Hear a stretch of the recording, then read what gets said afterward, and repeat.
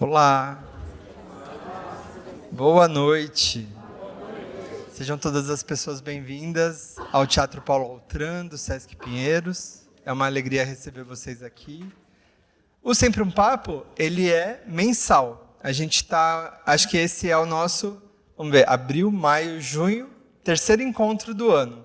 A gente ainda tem mais 5, que vai até novembro. Então, fica o convite para vocês virem em todas as edições. Normalmente é na última terça-feira do mês. Em julho, por conta da Djamília, vai ser na quarta-feira, dia 29 de julho. Tá?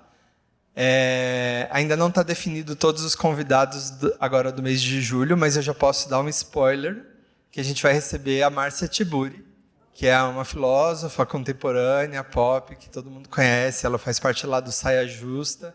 Então fica o convite para vocês virem prestigiar ela nessa mesa que vai falar sobre sociedade e democracia. Tá bom? Então é isso. Então agora a gente vai conversar sobre hoje.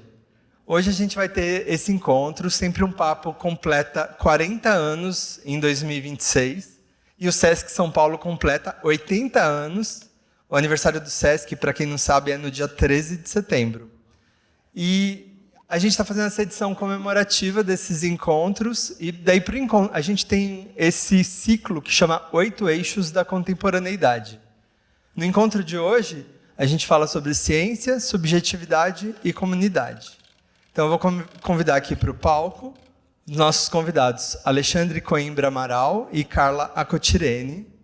E para mediar esse encontro, um colega nosso do Sesc, que é educador no Sesc Casa Verde, psicólogo, o João Vitor Borges. Então, bom espetáculo aí para vocês.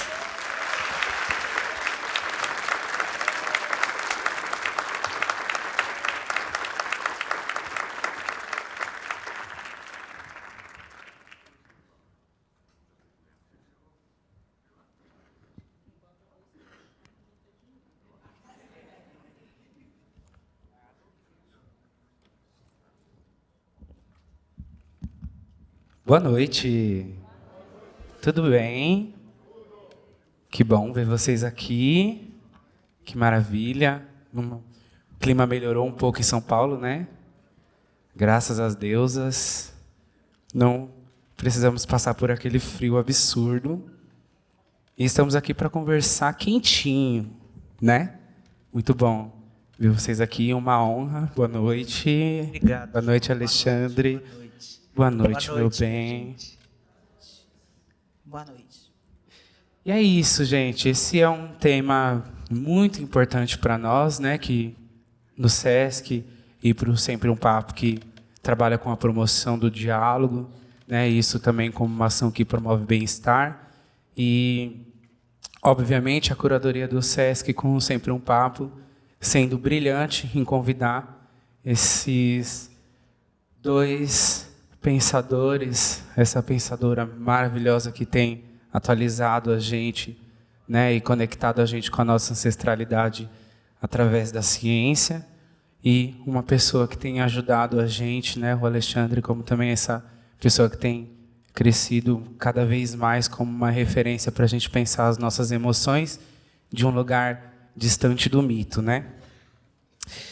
E, não menos importante, falar sobre eles dois, é interessante a gente referenciar, sim, a trajetória deles, né?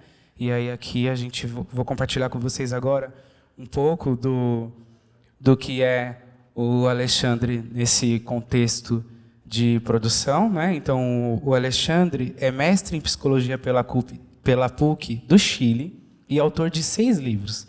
Entre eles, Toda Ansiedade Merece um Abraço, que, enfim, é fabuloso.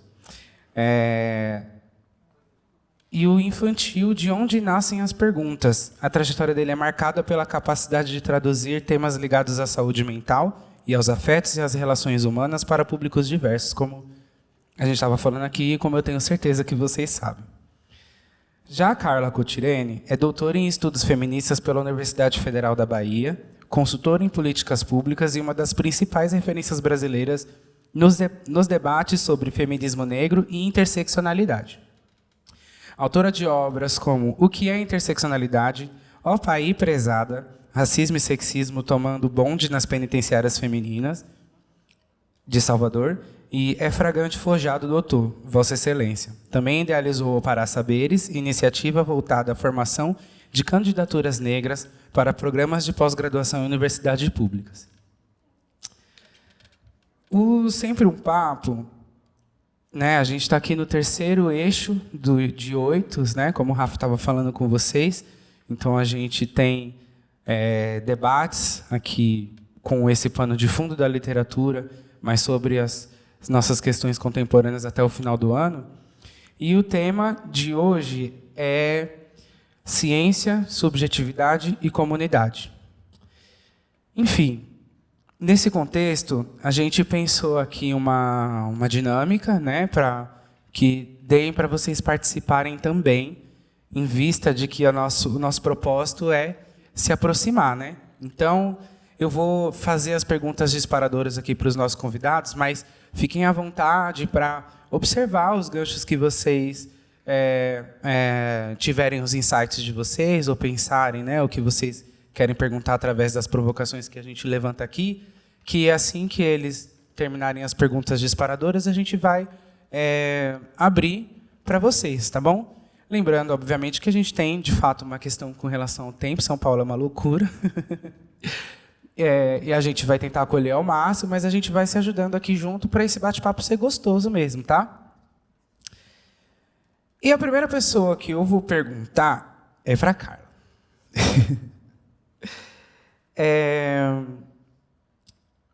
Carla, a gente estava conversando, né?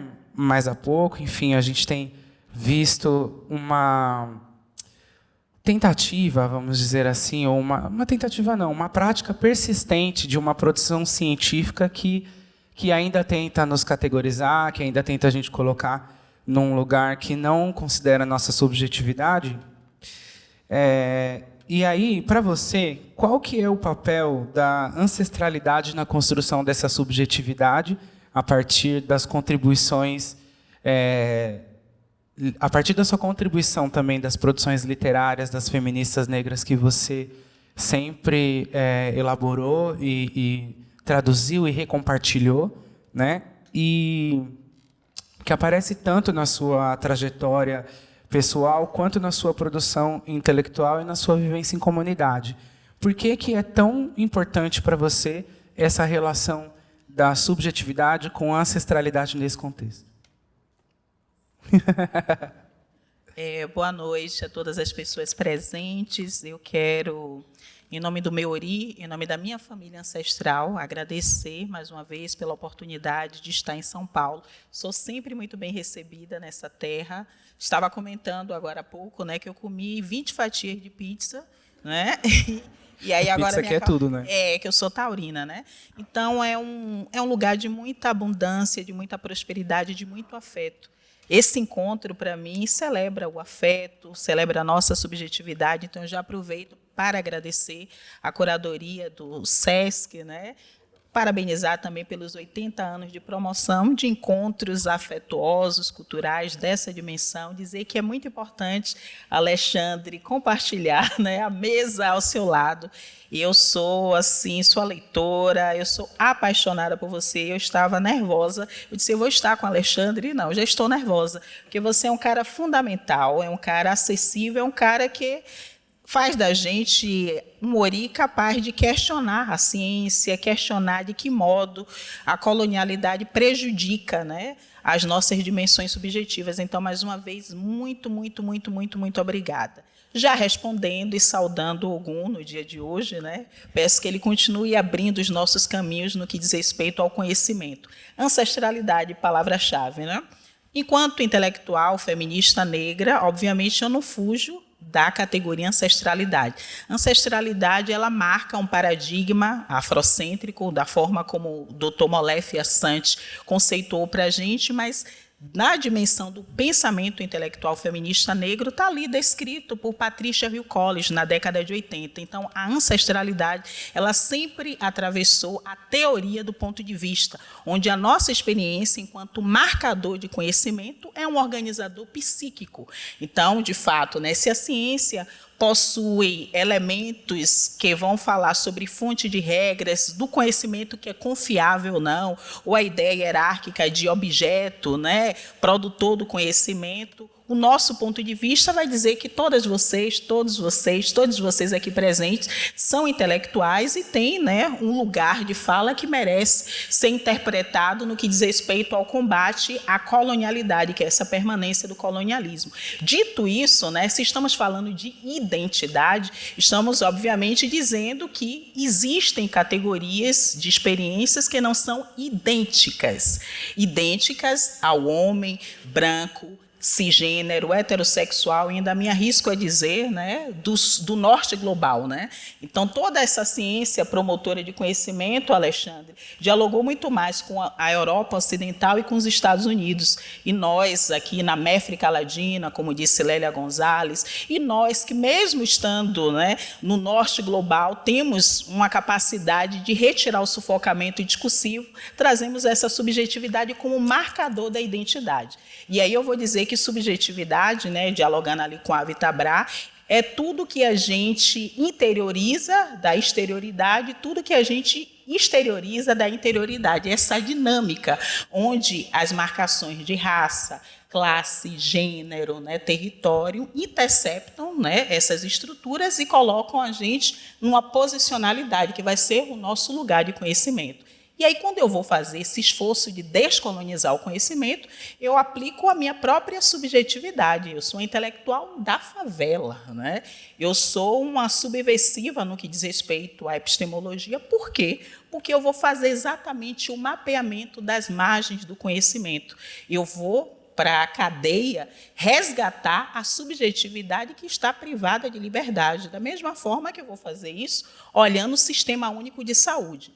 Então, se a gente, ao dialogar com a colonialidade, né, moderna, reconhecemos a necropolítica, né, o direito que o Estado imprimiu por conta do racismo de dizer quem vai viver, quem vai morrer, reatualizando as discussões biopolíticas de Michel Foucault, o que a gente precisa fazer é exatamente entender que a saúde, né, é essa dimensão de controle dos nossos corpos, bem como a dimensão da segurança pública, no que diz respeito ao sistema prisional. E aí, só para que vocês comecem a dialogar comigo sobre subjetividade, eu, para produzir conhecimento sobre subjetividade, mas antes sobre ancestralidade, eu precisei fazer uma conversa com o doutor Henrique Cunha. Henrique Cunha, ele cunhou a metodologia de afrodescendência, exatamente para que a gente entenda que não existe essa ideia de que você, né, é sujeito e eu sou objeto. Não, eu preciso criar uma dinâmica, né, onde não haja a ideia paradoxal de contradição ou de que eu vá fragmentar a fala de alguém para corresponder às hipóteses dos meus problemas de pesquisa. Porque, geralmente, o que a ciência faz? Né? Que a gente tem que sequestrar as autorias, que a gente não precisa ter responsabilidade discursiva. A gente escreve um projeto, levanta as hipóteses e depois vai recortando as falas dos nossos interlocutores para corresponder ao problema que a gente levantou ali. Então, quando você se filia ao paradigma afrocêntrico e dispara a afrocentricidade junto com a ancestralidade como categorias-chave discursivas, você tem respeito ao conhecimento das pessoas negras, das pessoas indígenas nesse território. E aí, quando eu vou para o sistema prisional, eu sou obrigada a questionar a minha própria identidade de pesquisadora, que muitas vezes, Alexandre, se sentiu melhor do que pesquisadoras brancas, por exemplo, só porque eu me pareço racialmente, Helênia. Que bom tê-la aqui, parabéns, né, pela escrita do livro. É tão bom quando vemos mulheres negras publicando. Meus parabéns, mais uma vez. Então, quando eu vou para a cadeia, né, a subjetividade ela é convocada a interagir com a ancestralidade. Por quê? Porque eu sou uma mulher de axé, gente. Se eu sou uma mulher de axé, eu sei que a nossa divindade cabeça é atacada todos os dias pela solidão.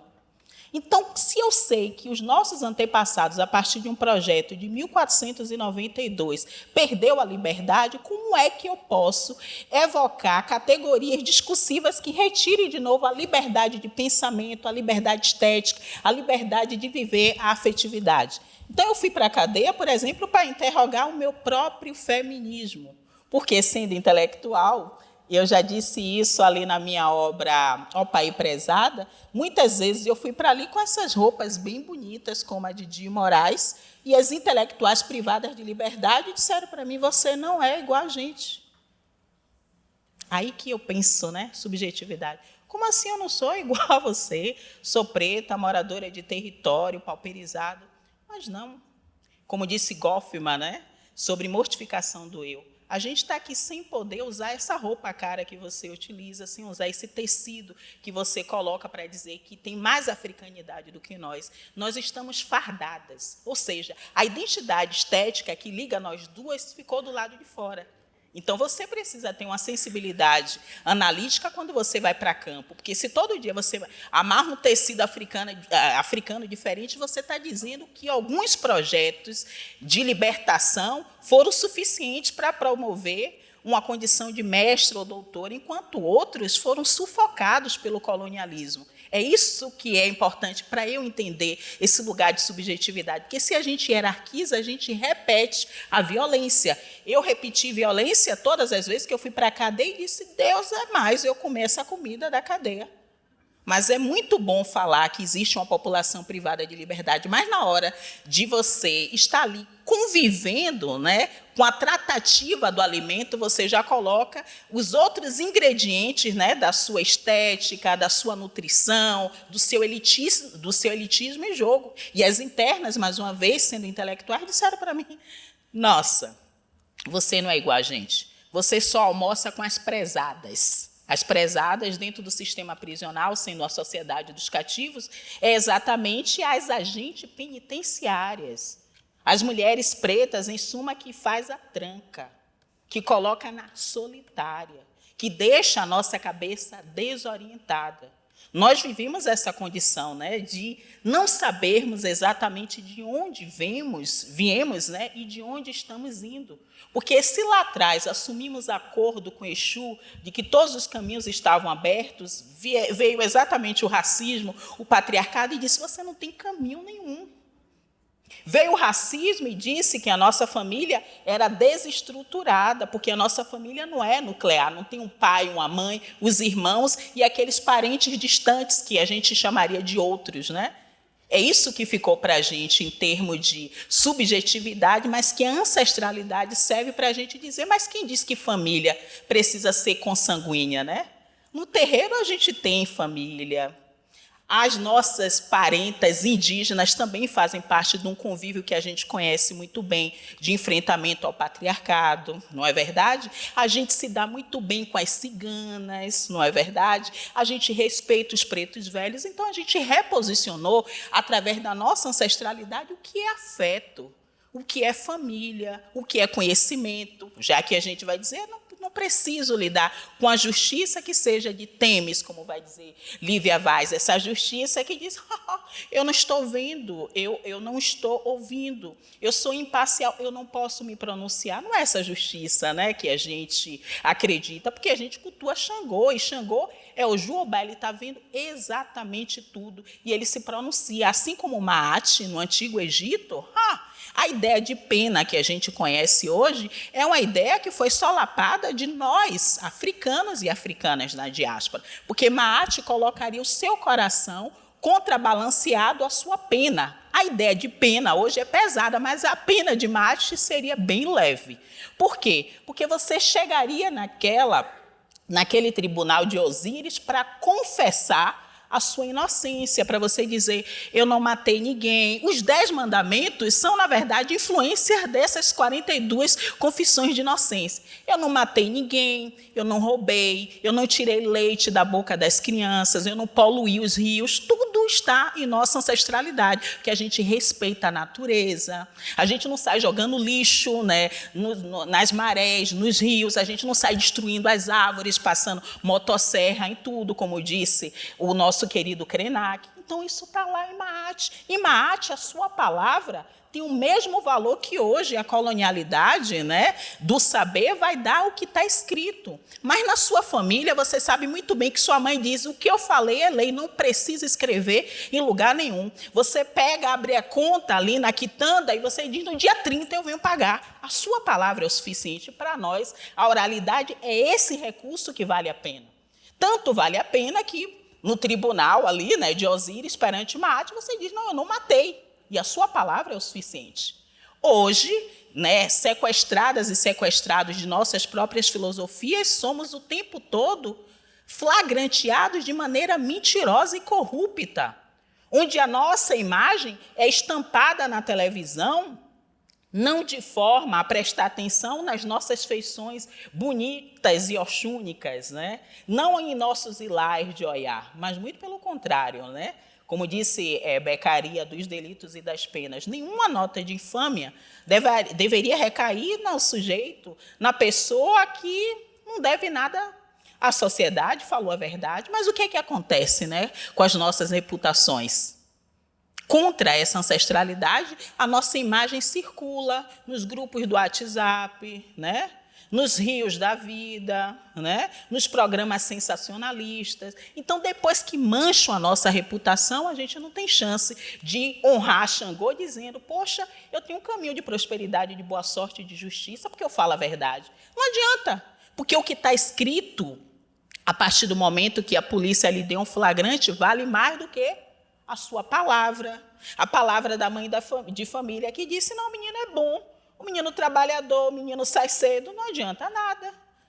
É isso que é importante para mim em termos de ancestralidade. A gente estabelecer uma ruptura com qualquer dependência colonial moderna que sufoque a nossa estrutura psíquica, como bem lembra, né, Lélia Gonzalez, e faça de nós pessoas cada vez mais distantes, né, de nossas próprias deidades, ou como disse Cida Bento, né, no que diz respeito ao pacto narcísico da branquitude, distancia a gente do que eu chamaria de pacto oxúnico da negritude.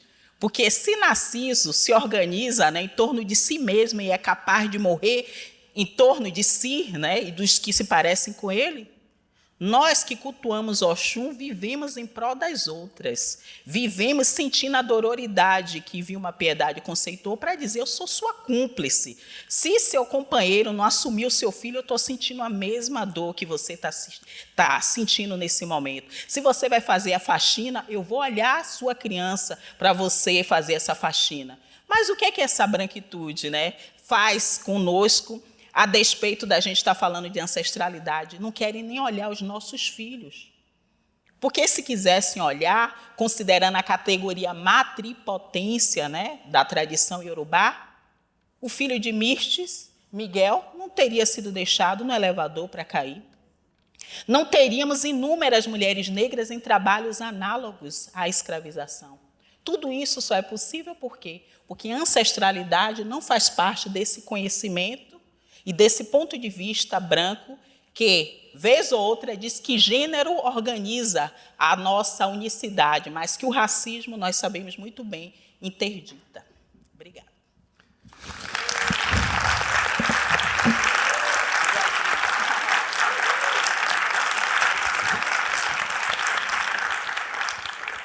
Importantíssimo a gente resgatar no diálogo a nossa subjetividade, que está sempre nessa direção do ataque mesmo, em todo esse contexto do que você está dizendo.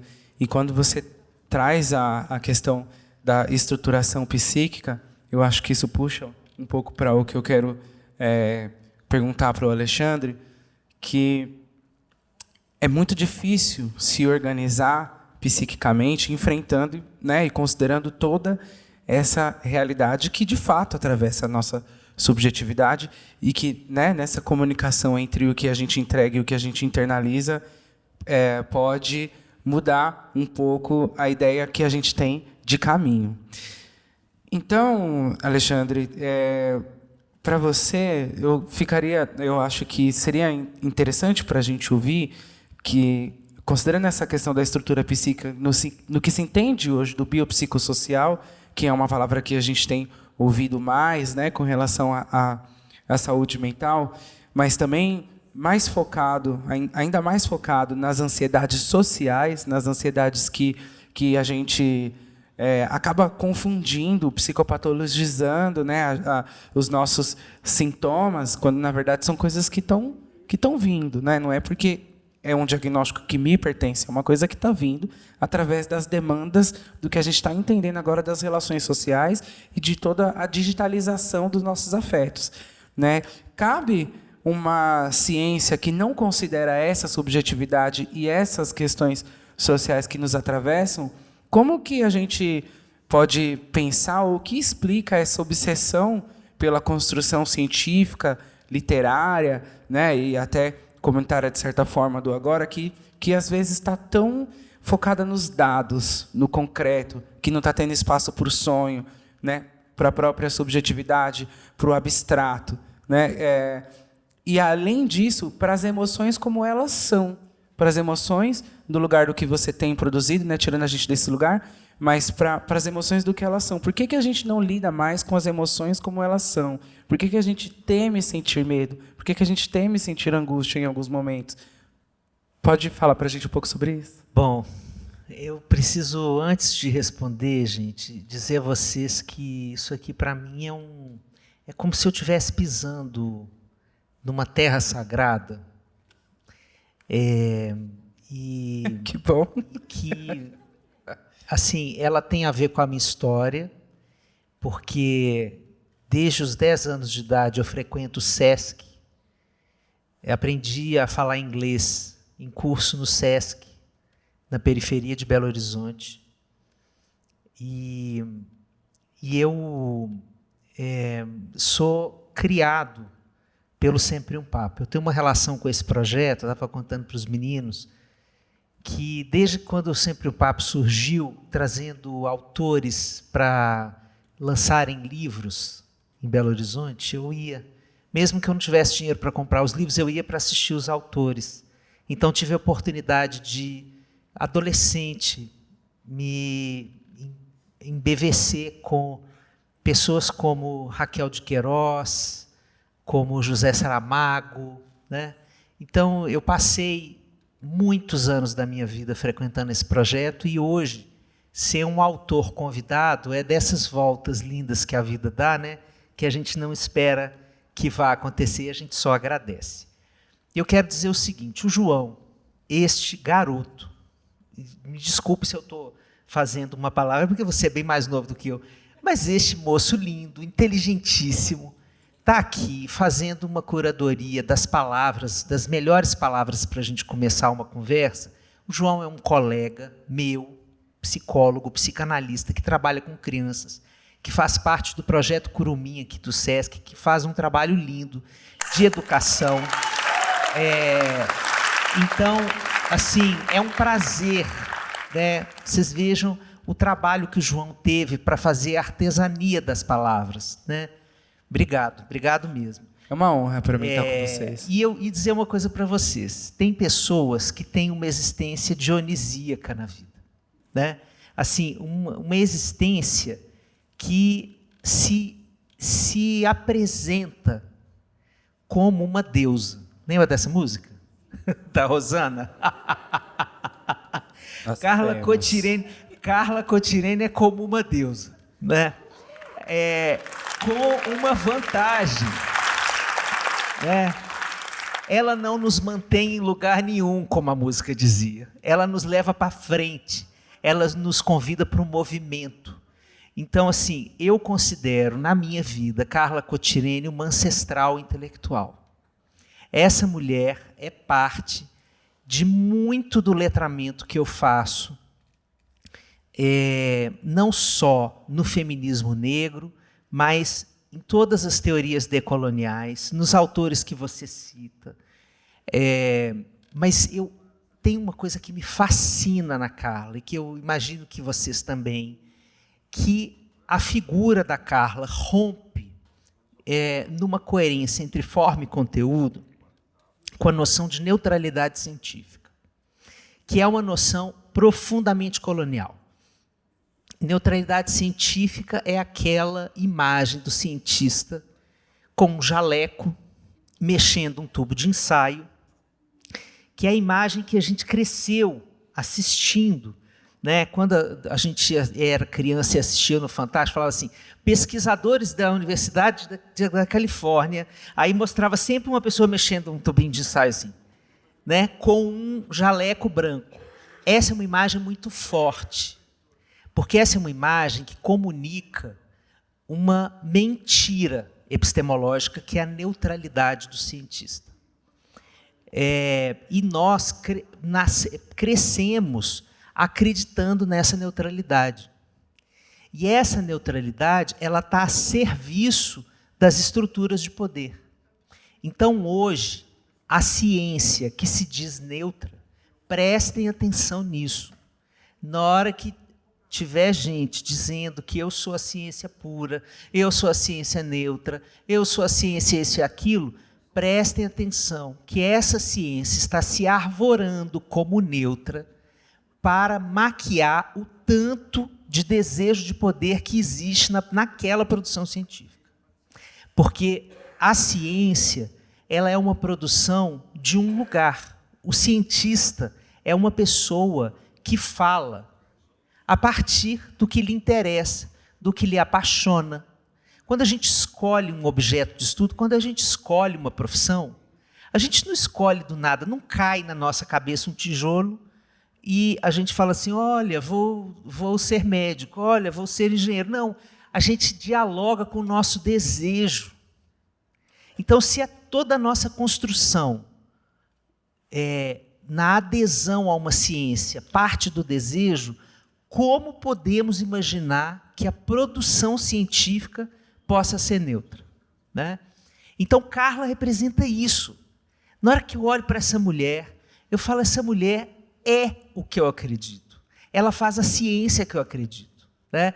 Então, quando Carla trouxe todas essas referências, esses marcadores, eu sou uma cientista social favelada, né? Eu trabalho todas as questões do feminismo negro a partir do meu território, como uma pessoa que é profissional também do SUS. Quando a gente fala desse jeito, a gente está construindo uma coerência, mas, sobretudo, está assumindo uma verdade com o seu discurso. Quando a gente maquia esse discurso de uma certa neutralidade, a gente está maquiando porque a gente está disfarçando alguma coisa. Então, eu nunca acreditei, gente, em neutralidade científica. Eu nunca comi essa pomada. Então, eu sempre fui um crítico desse tipo de ciência, que a gente tem que depois chegar lá na produção de tese, de mestrado e doutorado, e escrever assim, conclui-se que. E eu sempre tive agonia com essa palavra, porque quem está concluindo sou eu, né? Por que a gente constrói essa narrativa que nos invisibiliza? E a gente trabalha muito para produzir ciência, né? Então, só para vocês saberem que isso aqui é sagrado, porque é um lugar de honraria estar do lado da Carla e conhecer o João aqui hoje. Minha gente, olha só, eu vou seguir o fio que Carla trouxe e que João me propõe aqui para falar de subjetividade. A gente está vivendo um tempo muito estranho, mais estranho do que outros tempos estranhos, né? Então eu quero colocar algumas esquisitices do nosso tempo, sobretudo nessa história de produção de ciência.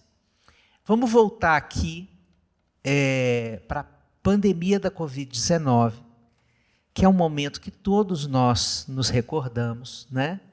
Que nós temos mulheres negras fundamentais na produção científica brasileira, que salvou vidas durante a pandemia da Covid-19, né?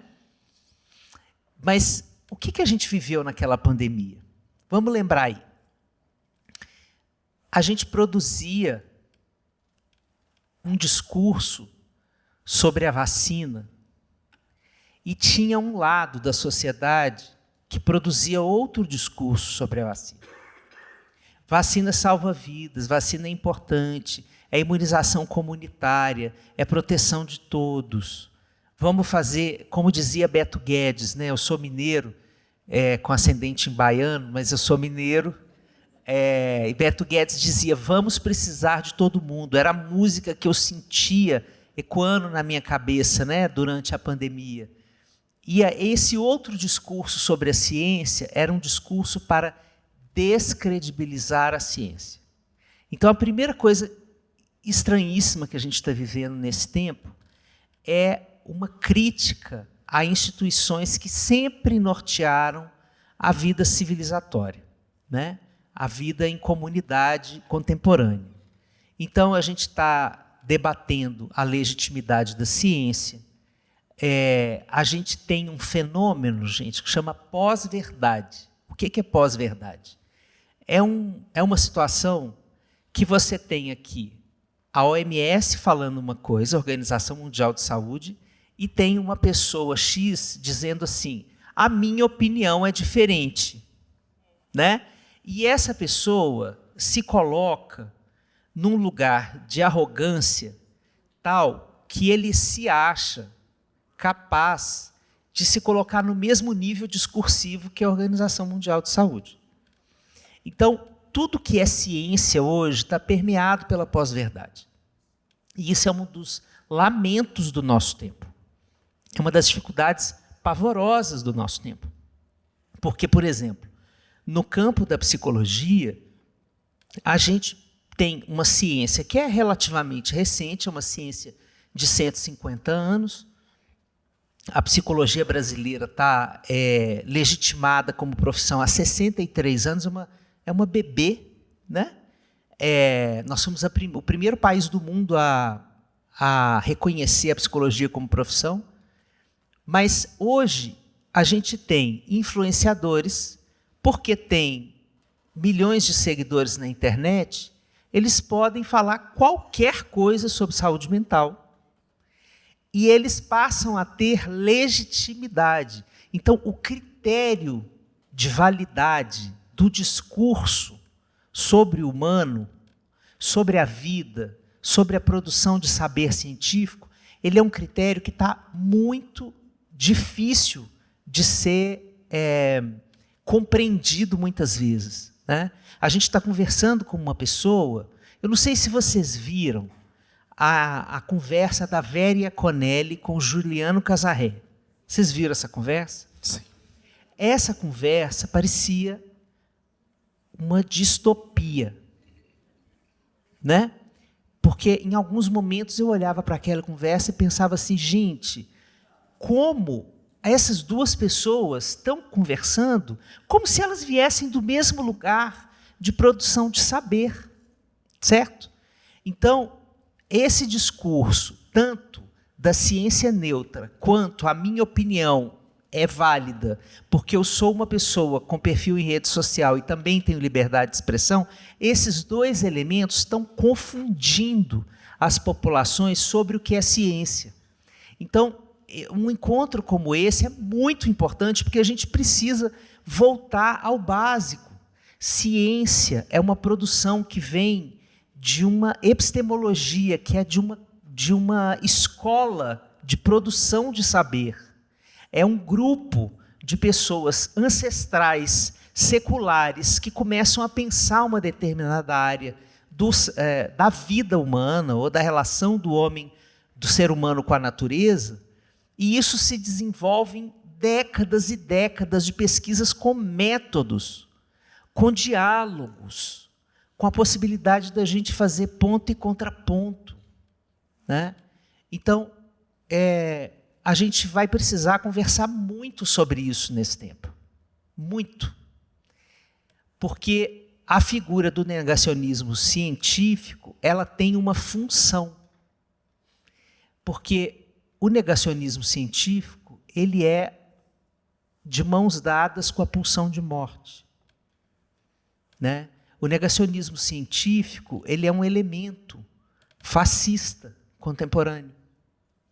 Então, quando a gente tem o crescimento de todos esses discursos, É importantíssimo que vocês tenham uma Carla Cotirene dizendo e defendendo esta produção desta ciência específica que ela defende, de onde ela fala, né? Mas eu acho que a gente não sai disso. A gente não sai disso se a gente não fizer um debate honesto de política pública sobre a mentira.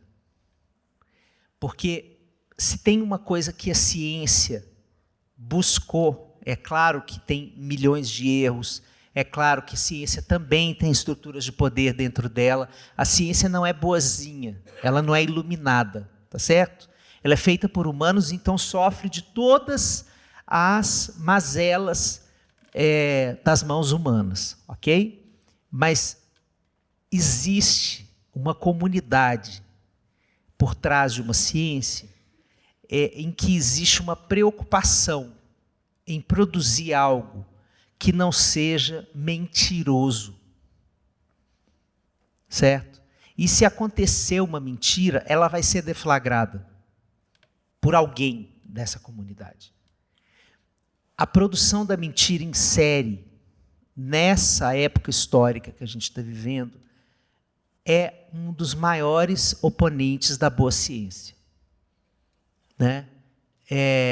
Que é você ver assim, uma pessoa que realmente é uma pessoa cientista, tendo que ir para o Instagram para dizer que não se cura o câncer com aquele chá que está sendo vendido por R$ 3,85 no cartão de crédito.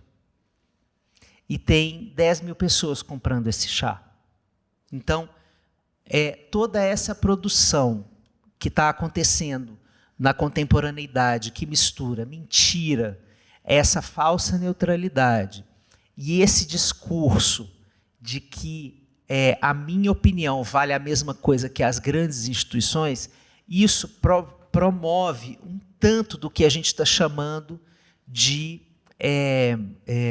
dessa divisão na sociedade, sabe? Essa discussão sobre o que é o que não é ciência faz parte dessas brigas que a gente tem tido dentro das nossas casas, dentro dos nossos locais de trabalho, né? Essa cisão na sociedade. Então, nós precisamos recuperar mesmo a nossa fala sobre a ciência. Precisamos defender a produção científica séria, porque disso também faz parte o resgate da nossa civilização. Isso é perfeito. Perfeito. Isso que vocês trazem é muito importante para nós, e imagino que para parte das pessoas que estão aqui, porque a gente que está produzindo, que está nesse lugar de se defender na academia, olhando para o que está acontecendo e para os fenômenos que nos atravessam, né? Às vezes é tão difícil, porque realmente tem uma coisa tão estabelecida da produção científica neutra, mas que não é só neutra, também não tem empatia, também não tem a relação humana, né? E nós que estamos tentando galgar esse lugar na produção científica, de um lugar que valoriza a nossa subjetividade, que valoriza a nossa ancestralidade, que tenta lidar com as nossas emoções com honestidade, às vezes é um desafio importante. Muito bom ouvir vocês, eu acho que nos acolhe muito nesse sentido. Vamos conversar junto? Vamos? Quem está afim de falar? Eu posso ir. O Rafa está ali. O Rafa é esse cara bacana que apresentou. Esse lindo. Oh. Capricorniano, gente, também. Oi, tudo bom? Tudo bem, boa noite. Melhor agora. Eu sou Daniele Moura, sou psicóloga, e vocês trouxeram alguns gatilhos. Eu acho que eu sou psicóloga, trabalho na área de recursos humanos há um bom tempo da minha carreira, e eu sempre digo que sou uma psicóloga no ambiente organizacional. Uhum. E eu acho que existe, às vezes, uma dicotomia de que a vida acadêmica é diferente da vida do business, né? E é muito desafiador a gente trazer a ciência para perto do trabalhador, Do cotidiano. né? Do cotidiano. E eu acho que é uma junção muito fabulosa quando a gente consegue trazer esse olhar e esse pensamento acadêmico dentro da cultura organizacional para que as pessoas tenham esse limiar de entendimento quando a gente pensa do que é verdade e o que é mentira. Então, quando a gente faz uma organização, faz uma campanha de vacina e o colaborador não quer tomar a vacina porque não acredita na ciência. Quando, muitas vezes a gente está querendo trazer o conhecimento, mas existe uma barreira de não, isso aqui é conhecimento acadêmico e isso aqui não é conhecimento acadêmico, isso aqui é capitalismo. Uhum. Eu queria ouvir um pouco vocês com relação a isso, porque eu acho que quando a gente pensa ciência, subjetividade e comunidade, eu acho que é um tripé que sustenta a sociedade e que muitas vezes esse trabalhador que vai buscar o refúgio nas plataformas de influenciadores que não vêm da ciência, pode ser porque eles acreditam que eles também não têm acesso a esse saber acadêmico porque eles não estudaram. Então, eu queria ouvir um pouco vocês como é que a gente faz essa junção para que a gente promova saúde, bem-estar, mas também conhecimento. Obrigada. Excelente sua pergunta, Dani. Posso fazer jabá de Dani? Dani foi minha aluna lá na Unifax. Ah, que chique. Conheço Dani desde a era mesozoica. Você quer começar, então, a responder? Começar, cara? Tá bom, vou começar. Primeiro, essa divisão academia-mercado, essa é uma divisão que é produzida pelos dois lados. Muitas vezes a academia, né, as universidades produzem um muro muito alto que dificulta os estudantes a se verem com habilidades para fazer parte do mundo. Com um discurso, com uma fala tão sofisticada, né, que não alcança as pessoas. Então, eu acho que esse muro começa a ser quebrado dos dois lados, a partir da linguagem. Eu tenho muita fixação nessa palavra. Primeiro porque eu sou um cara que foi criado pelos livros, né? Os livros me salvaram de muitas solidões na minha infância. Então, eu comia livro, e até hoje eu sou comedor de livro.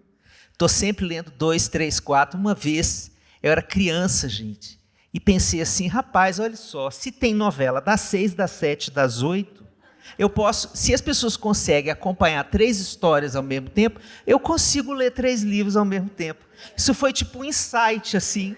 Eu falei, eu vou ler mais de um livro. E assim se construiu um leitor compulsivo. Mas então, eu gosto muito de pensar essa história da linguagem, gente. Eu quero dar 2 exemplos para vocês.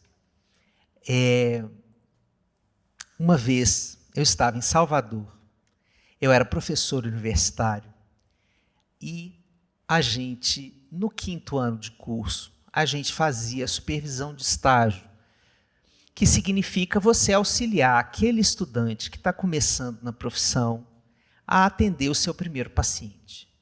Então, tinha uma clínica escola que recebia pessoas que não tinham dinheiro para pagar a terapia. Então, era uma clínica social. A clínica da Fax ficava ali na Garibaldi, ali em Salvador. Então, uma vez veio uma senhora de uma comunidade, né, com uma filha adolescente que estava numa fase daquelas, assim, virada no giraia, tensionando a relação com a mãe, e essa menina estava com o cabelo pintado de azul. E essa mãe estava preocupadíssima porque isso não era coisa de gente direita, pintar o cabelo de azul. Nós estamos falando de 20 anos atrás, certo? E a pobre da menina era a primeira sessão dela. Repare bem o que a menina enfrentou nessa sessão.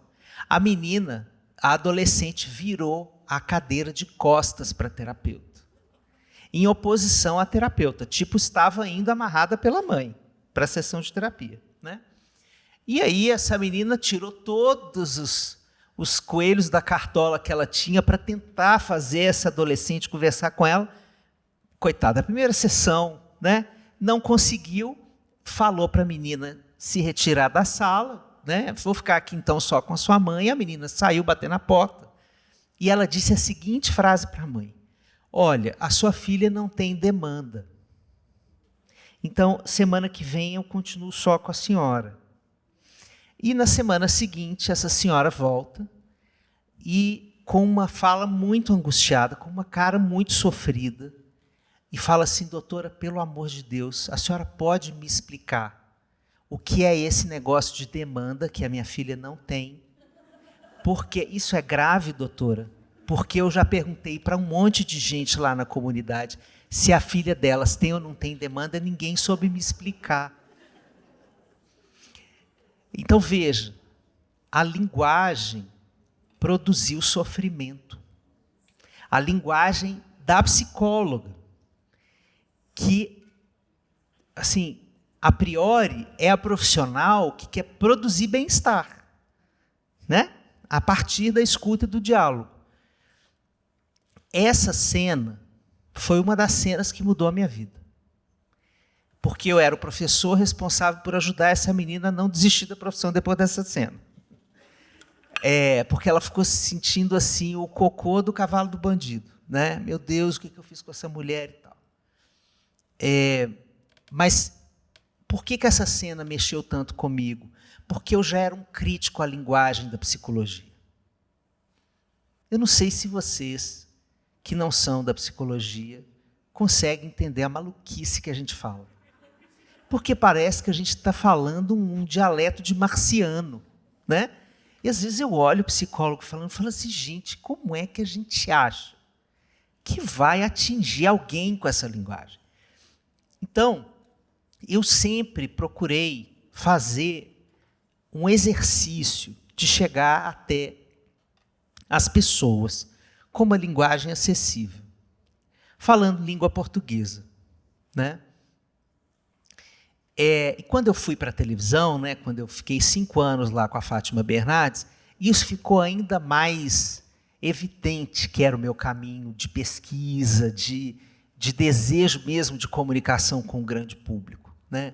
Porque a Fátima, pessoa generosíssima, que eu amo de paixão, faz parte da minha vida hoje, ela me ajudou muito a mexer na minha linguagem. A gente ia preparar o programa e antes do programa falava assim: essa palavra que você falou aí não vou entender não. E para mim eu estava crente que estava abafando, falando uma palavra assim que para mim era tipo demanda, certo? E ela falava assim: isso aí o povo não vai entender não. E ela, como uma boa conhecedora do seu público, né, tinha mais de 30 anos de TV ao vivo, eu seguia ali os passos dela. Então, cada vez mais eu acho que o nosso caminho para quebrar esse muro entre academia, mercado, academia, gente, né, profissional, paciente, profissional, usuário de qualquer tipo de sistema, é a gente descer, mas descer muitos degraus de elitismo na linguagem, né? Porque a nossa formação, ela diz para a gente assim: você vai ser mais reconhecido pelos seus pares se você rebuscar a sua linguagem. Então, como a gente busca reconhecimento dos pares, porque isso é uma coisa importante para a nossa trajetória profissional, na hora que a gente está com as pessoas ali, a gente muitas vezes se esquece de apertar a tecla SAP e de fazer a tradução do negócio, né? Então, eu acho que a gente precisa cada vez mais de debates desse tipo, sabe? E de instâncias em que a gente tenha o desejo de profissionais de todo tipo, fazendo a desconstrução de cada tipo de linguagem específica da ciência. Eu gosto, ao invés da gente ficar seguindo esse povo imbecil de rede social, essas Virgínia da vida, que fica só adoecendo o povo brasileiro para vender bet, né?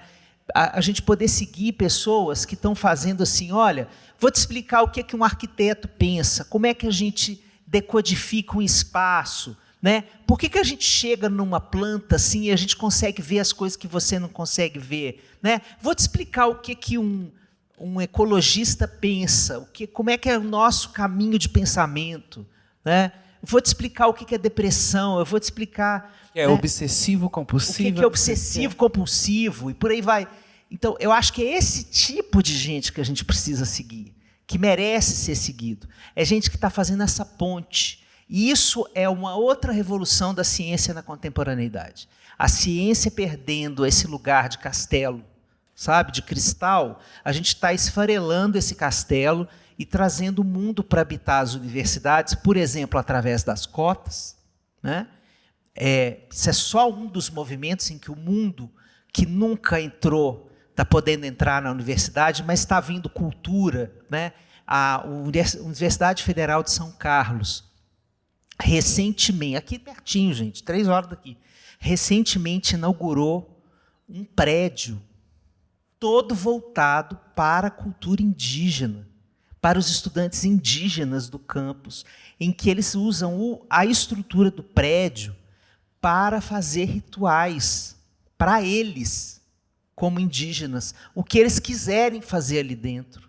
Se eles quiserem fazer produção cultural, se eles quiserem descansar, se eles quiserem, viver um pedaço do dia ali, saindo dessa lógica acadêmica brancocêntrica, né? Então, esse tipo de coisa também é um instrumento de construção dessa aproximação. Eu acredito nisso. Eu acredito nesse tipo de produção de ponte, né? Então, eu tenho um monte de hater dentro da psicologia, um monte de hater.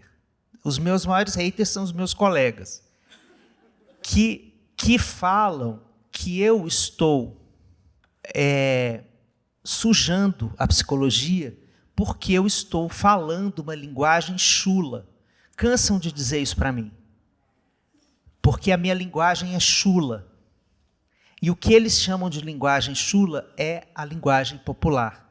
Então, é uma linguagem, pelo menos tenta ser um pouco mais popular. Eu acho que ainda tem muito para avançar, mas tenho me esforçado para isso.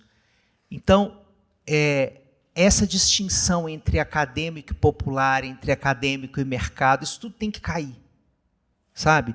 É como a Elis cantava, cai o rei de espadas, cai o rei de ouro, não fica nada. Eu acho que tem que cair tudo, porque a ciência ela precisa ser feita para o povo, genuinamente para o povo, e não só para essa elite que há 500 anos frequenta os espaços universitários.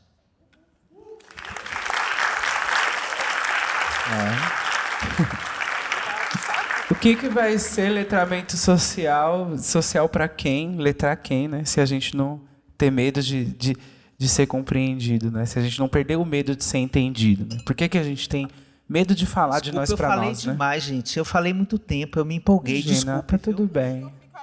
A gente ficou te assistindo com muito prazer. De nós para nós, você quer contribuir com alguma coisa? Não, concordar muito. Enquanto o Alexandre, né, falava, nossa, eu sou assistente social de formação, né? Então, para mim, se tem uma profissão que dialoga diretamente com o povo, é assistente social. Eu, ao contrário de você, Alexandre, né, que pode ser considerado bastante popular, eu já sou colocada como acadêmica, né? E eu percebo que é até uma estratégia do capitalismo para esvaziar a produção intelectual de mulheres negras que podem ganhar muito bem vendendo suas obras, vendendo palestra, principalmente quando o letramento racial foi tomado como uma fatia do mercado importante no que diz respeito ao empoderamento. Então, fica muito fácil, né, colocarem mulheres negras como demasiadamente acadêmicas para continuarem vendendo, né, esquerdistas, né, sem criticarem, por exemplo, a produção de Karl Marx, que é altamente, né, sofisticada, pode ser colocada como cifrada, mas que a gente não escuta homens brancos sofrendo a mesma crítica que ocorre para as mulheres negras. E já pensando essa relação com a psicologia mesmo, né, foi dito demanda, na minha área é clientela. Clientela, eu digo, não, a clientela é muito capitalismo, né, gente? Colocar a população usuária nessa condição de clientela só reifica a condição do capital, a expropriação e a incapacidade das pessoas, né, desprovidas dos meios e modos de produção, serem proprietárias dos seus próprios conhecimentos, dos seus próprios saberes, ou até mesmo, a gente olhando para a saúde, eu sou profissional de saúde, e quando a gente olha o paciente, né, é exatamente aquele que está sujeito ao conhecimento de alguém, aquele que está na condição passiva. E aí que entra essa categoria que é ética do cuidado, que é tão importante na psicologia social, no serviço social, nas ciências sociais. Eu já fui advertida por colega de trabalho e mais ainda por meu irmão. Meu irmão não fez faculdade, não fez mestrado nem doutorado, mas toda hora ele me dá bastante lição. Hoje, minha mãe, ela, após um AVC, está na cadeira de rodas, né? Assim como eu já errei na UPA, né, de entrar direto enquanto a enfermagem está ali fazendo, né, os cuidados paliativos, como se aquela pessoa, né, sujeita de direitos fosse apenas um paciente que a gente pode mexer no corpo, deixar, né, a cortina aberta e tal. Eu fui fazer isso em casa também. Eu cheguei com uma amiga minha, né, que é pastora, eu disse, já que amanhã está na igreja, eu vou lá. Vou lá, porque ela também tem uma abordagem da psicologia, né? Vai ser bom para amanhã. Olha, gente, olha onde eu cheguei. E aí, meu irmão, que não leu Foucault, não sabe o que é microfísica do poder, por exemplo, mas sabe o que é saber cotidiano, ele disse assim, Carla, como é que pode, né? Você trouxe sua colega aqui, eu estava dando banho manhã. Manhã ficou com vergonha. Aí eu fiquei assim, que assistente social eu sou, né? Para mim, eu estava produzindo um empoderamento, levando a pastora para conversar com manhã, mas, ao mesmo tempo, eu estava violentando o corpo de manhã. Outra questão que atravessa o que a gente está colocando aqui no que diz respeito ao conhecimento. Quando eu entrei, eu disse bem assim para a cuidadora de manhã, né? Falei, manhã, comeu o que hoje? Manhã já tomou remédio? Aí meu irmão, Carla, pergunte a manhã. Manhã continua sendo a mãe de família. Se você fala tanto que as mulheres negras são matriarcas, são as mães, são as donas do caralho todo, porque quando está em conexão, né, com esse conhecimento, você retira de manhã o poder em relação à casa dela, ao corpo dela, ao medicamento que ela tomou. Ou seja, o que estamos falando aqui é que o conhecimento não tem a ver com credencial acadêmica. A gente precisa de uma ética do cuidado, a gente precisa de uma responsabilidade discursiva, como você bem trouxe, né? Quanto mais a gente vai escrevendo assim, sabe-se, a gente vai se distanciando, né, da autoridade do que a gente produziu, quer seja de fracasso, quer seja retórica, quer seja de legitimidade, sabe-se. Conclui-se, é tudo para a gente não se responsabilizar. Mas dentro da epistemologia feminista negra, da qual a psicologia social, por exemplo, né, tem inúmeras intelectuais, uma delas, a Cida Bento, que vai dizer, não, se coloque no texto, se coloque na cena. E eu tenho feito esse exercício enquanto assistente social, porque sou chamada a atenção, né? Sou chamada a atenção por aqueles intelectuais que não passaram pela academia, mas que minimamente concordaria com Frantz Fanon, né? Frantz Fanon diz que aquele cuja estrutura psíquica é colonizada, ele vai mudar a linguagem a depender do interlocutor. Então, a gente, para se exibir, quando está diante de uma plateia branca, aí começa a citar um monte de autor para dizer é preta, mas leu muito, estudou muito. E a gente não precisa disto, né? A gente só assume esse lugar porque a gente está com a colonização psíquica tal que a gente quer provar algo a outrem, né? E eu tenho feito esse exercício de descolonização psíquica ali, né, no meu trabalho direto.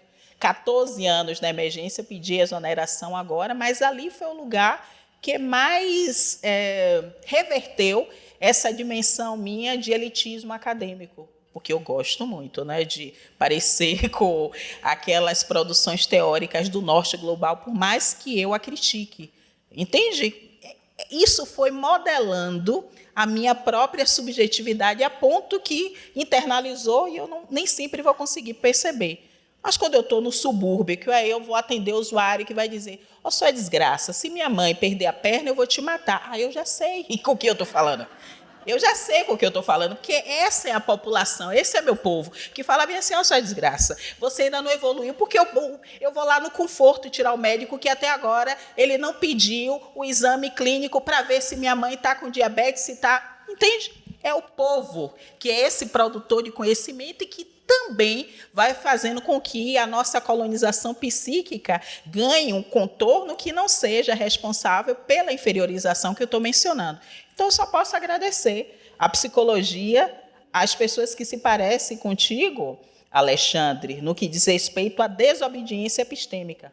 Quanto mais popular a psicologia for, o serviço social for, mais chances as classes subalternas terão de se tornarem grupos dirigentes, não é? Porque a gente não vai realmente reverter a exclusão por critério racial, social, de classe, gênero, ou de qualquer identidade que não seja idêntica ao padrão, tomando os empréstimos da academia, porque a academia tem a ver com quem? Com academos, né? Academos está lá no bosque, né? A academia tem a ver com o quê? Com a geopolítica do conhecimento, onde a gente só vive traduzindo os Estados Unidos, né, enquanto norte global, a Europa ocidental, mas eles se consideram como sujeitos do conhecimento, enquanto a América Latina é tratada como o quê? Como objeto. Da mesma forma que acontece no que diz respeito ao território, né? Geralmente, o eixo sul-sudeste é considerado muito mais sofisticado intelectualmente do que o norte, onde tem uma concentração maior indígena, ou o nordeste, onde tem uma concentração maior de pessoas pretas e pardas. Então, para mim, tem a ver com esse exercício diário, da gente não subestimar a população, porque a população, igual ao Alexandre, quer ler e quer aprender palavras novas, né? A gente não pode subestimar, mas, ao mesmo tempo, a gente também precisa ter essa ética do cuidado para ver quando o elitismo está presente na linguagem, quando a gente também está nivelando por baixo, né? Porque eu trabalhei um tempão em comunidade, né, tradicional, comunidade quilombola, e eu percebo quanto as comunidades gostam de ver a gente que fala bonito. Porque qual foi a narrativa criada para nós, né? De que a gente não fala direito, não se veste direito e tal. Então, quando você chega na comunidade, falando até uma palavra que muitas vezes não é conhecida, a pessoa corre por um dicionário, né? Porque quer aprender aquela palavra nova. Não, porque aquela moça que fala bonito. Mãe mesmo diz, Carla, até hoje eu não sei o que é interseccionalidade, mas... Aí eu fico assim, mãe, a senhora me constrange, como assim? É desde 2018. Eu não sei, não, mas eu tenho que compreender que essa quantidade de consoantes não tem a ver com o nosso português que Lélia Gonzalez cunhou. Então, ao mesmo tempo que eu digo amanhã, mãe, essa quantidade de consoantes toda é porque a gente sofreu uma colonização. Mas eu entendo perfeitamente quando a senhora fala problema, né? Porque a senhora está falando problema, porque a senhora está mantendo a estrutura quimbundo na sua linguagem, como disse Lélia Gonzalez. Então, ali no quimbundo, né, esse L não existe. Então, lá na Bahia, a gente vai fazer o quê, né, Helênia? Frete seco. Igreja. Igreja, exatamente. Mãe vai para a igreja, porque o N vem junto com o G, ignorante. Então, assim... A gente, à medida que vai tirando, né, o conhecimento hegemônico desse lugar de elitismo, a gente vai aprendendo e reconhecendo também as nossas ignorâncias, né? Perfeito!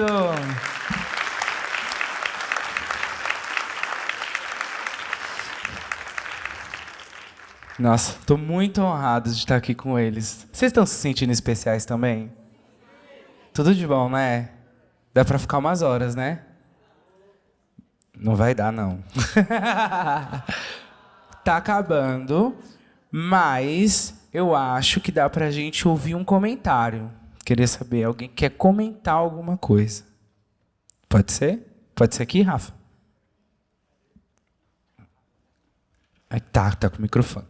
Ó, eu acho que além do comentário ainda cabe, mas... Cabe? Ah, então vamos. Então você faz o comentário e a gente acolhe outro comentário, então. Pode ser? E a gente tenta aqui dar um jeitinho. Boa noite a todos. Boa noite. Bem, prazer conhecer você hoje. Eu acho que a fala que me atravessou muito foi sobre essa colonização, mas também em relação ao apagamento histórico da ciência que é produzida, né, em toda a nossa ancestralidade, e que ela é apropriada pela academia em alguns lugares, né? E o quanto isso, da forma que eles devolvem, tira da gente e diminui, mas que não... Quando vocês trazem esse letramento novo, é como se a gente ganhasse um novo lugar, né? A gente começa a criar um pertencimento. Porque também vejo no mundo uma grande oportunidade. Nunca se falou tanto sobre do que a gente está falando, né?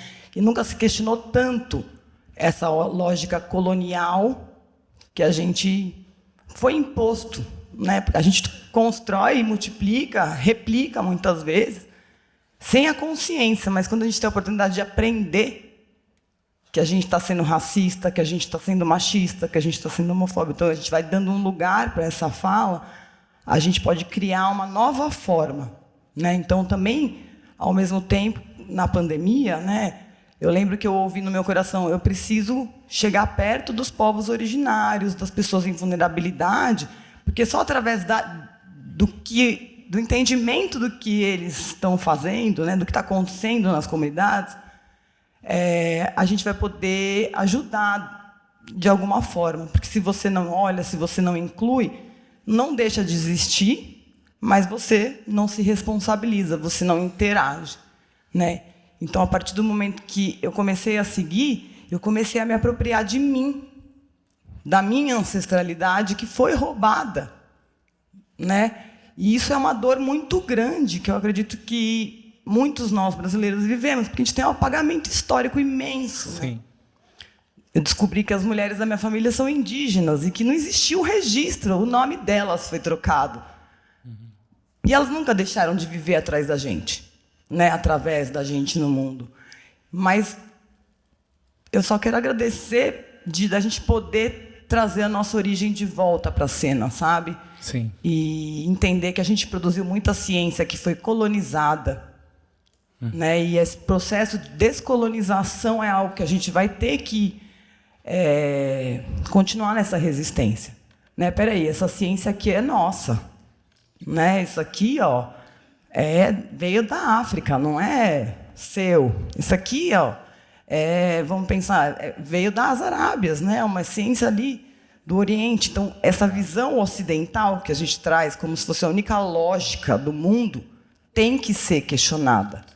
E é por isso que eu acredito que eles estejam também pulando para cima da gente, porque eles querem continuar matando, mas a gente está se unindo. Né? Então, aqui, eu acredito muito na esperança do que a gente está plantando com a fala, voltando para a nossa origem, que é a fala, é a conversa. O diálogo. Né? Não é só através de grandes palavras que ninguém entende, mas sim do que a gente sente, da gente conseguir se conectar com a nossa fonte. Como é seu nome, amor? Laura. Laura, boa sorte. Que bom que você está se encontrando com a sua ancestralidade, viu? Muito obrigada. Uma boa trajetória para você. Faço eco só de uma coisa. Como é importante a gente estar aqui nos 40 anos do Sempre um Papo e ter a oportunidade de estar diante de pessoas que produzem de uma forma que não só explica o mundo, mas que faz a gente se sentir nele, que faz a gente sentir ele também. E é isso que possibilita que a gente construa um caminho assim, sentido, né? Isso é muito bom. Obrigada, gente. Pode falar, amor. Tá, então... Agora todo mundo despertou. Então vamos tentar ser o mais sucinto possível, mas, por favor. Isso. Boa noite. Boa noite. Estou aqui, assim, amando ouvi-los, né? Sou Maria do Carmo. Vim aqui muito pela Carla Cotirene. Tem me instigado muito nas leituras. E aí eu queria aproveitar, fazer uma costura com o seu bombardeio, né, de informação que você coloca aqui nesse livro, que faz a gente começar a ler e não parar nunca, né? Porque, olha, como eu aprendo com vocês, que são mais jovens, viu? Gratidão mesmo, minha irmã. O professor trouxe uma questão, né, que eu queria linkar, acho que com as nossas realidades de mulheres pretas que estão ocupando a academia. Ele fala, não, a gente tem que estar aí e ocupar. E aí eu fui atrás dessas leituras, Carla, porque a academia me adoeceu. Então, hoje a gente está falando de saúde mental e a minha preocupação é o meu adoecimento mental dentro da academia e o adoecimento mental de muitos outros que eu estou vendo, mulheres negras que estão acessando, que para poder fazer um mestrado, um doutorado, tem que se virar em diversos trabalhos. Muitas ainda estão aí fazendo uma faxina, um bico, tentando se encontrar, se colocar no mercado, na educação, e estão se reinventando, estão adoecendo. Porque você já falou muito bem no seu livro, e você fala a todo momento na sua fala, nós somos deslegitimada. A nossa pesquisa é sempre invalidada. O nosso conhecimento é sempre subestimado, subjugado. Mas eles querem a nossa pesquisa, mas não nos querem. E quando querem um de nós, querem usar como token para poder validar o racismo que eles querem estampar. Eu adoeci. Eu venho me arrastando, e eu vejo que outras mulheres também se arrastaram, estão se arrastando, e também a gente está enterrando algumas pessoas nossas, né? Porque ali na faculdade que eu venho, 3 pessoas já faleceram, jovens, negros, que adoeceram nesse processo acadêmico.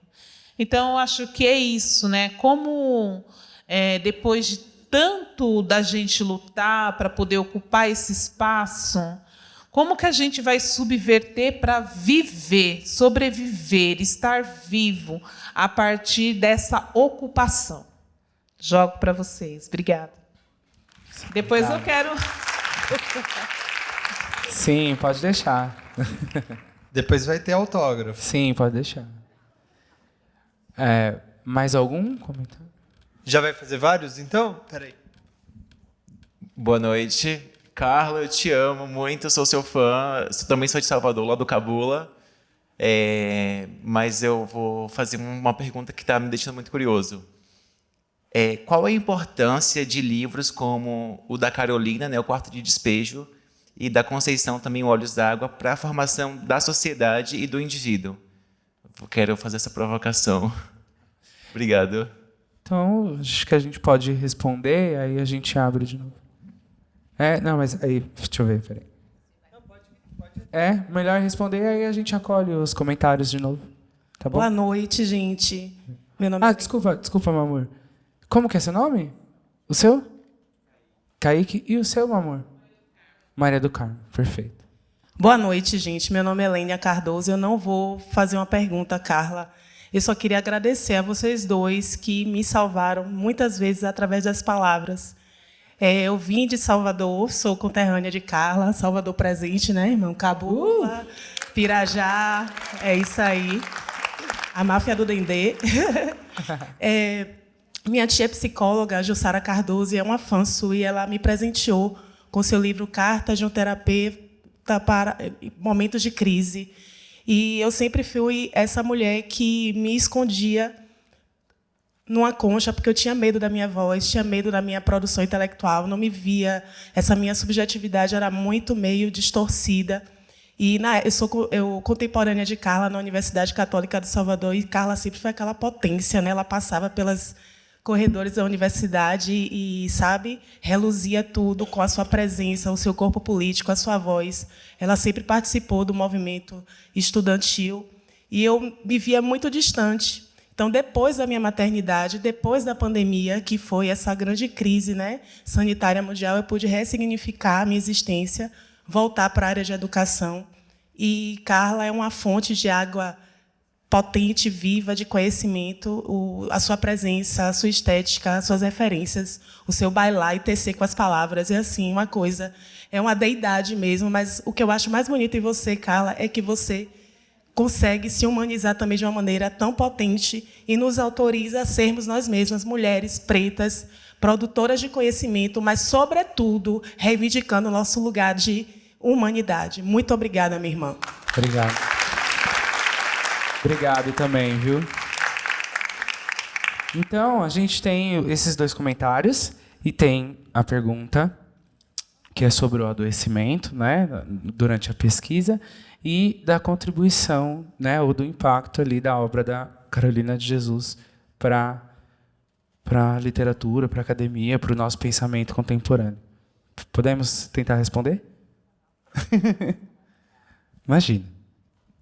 Vou começar falando do adoecimento, né?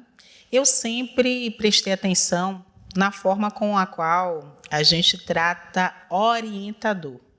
Eu acho que eu fui uma das primeiras pessoas, né, a provocar esse debate. Porque imagine, para nós que estamos conectados com a tradição iorubá e reconhecemos a divindade cabeça, né, como ori, como orientação, como originários desse território, sabemos muito bem a força que é você estar conectado com alguém que minimamente está ali fazendo jus ao sul global, fazendo jus à periferia do conhecimento, desobedecendo do ponto de vista epistêmico. Mas imagine você alinhar sua cabeça a um orientador racista, homofóbico, capacitista, transfóbico. Tudo para conseguir um título de mestrado, de doutorado, um pós-doc. Porque a academia é ocupada majoritariamente por homens brancos, racistas, né? E, ao mesmo tempo, são eles que conquistam o status de nossos orientadores. Aí que entra a ancestralidade, sabe? Como fundamento e estratégia psíquica também que Lélia Gonzalez trouxe para nós. Porque a gente precisa se infiltrar primeiro. Depois que a gente se infiltra, a gente começa eminando as estruturas ali do conhecimento e dizendo, eu não vou usar essa autora. Eu não vou usar esse autor. O trabalho é meu, eu vou escrever na primeira pessoa, porque eu sei o que eu estou fazendo. Que você já entrou.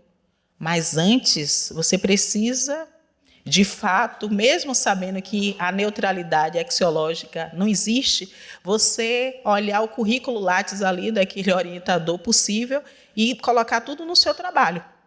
Quando eu fiz mestrado no NEIM, eu fiz mestrado ali, foi em 2010. Eu usei autores negros. Quando chegou na banca, eu passei na prova. Quando chegou na banca, né, ali a entrevista, olha o que a banca me disse.